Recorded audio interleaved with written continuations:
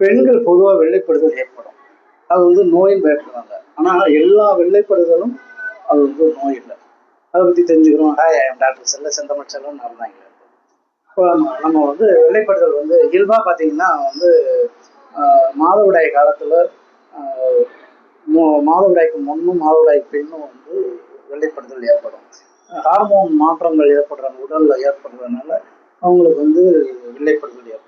தண்ணி சத்து கம்மியாக இருந்தால் கூட சிலருக்கு வந்து வெள்ளைப்படுதல் ஏற்படுறதுக்கு வாய்ப்பு இருக்கு. இதெல்லாம் நார்மல் தான். ஆனால் எப்போ நம்ம வந்து டாக்டரை பார்க்கணும்னு பார்த்தீங்கன்னா, வெள்ளைப்படுதல் வந்து அதிகமாக போகும். அதே போல் பார்த்தீங்கன்னா ஸ்மெல்லு வந்து, அதாவது துர்நாற்றம், வாடை வீசும்.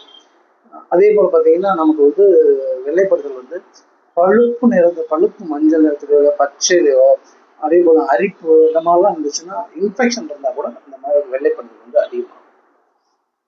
ஆமாம், டயபெட்டிக் இருந்தாலும் வெள்ளைப்படுதல் அரிப்பு இருக்கிறதுனால தான்.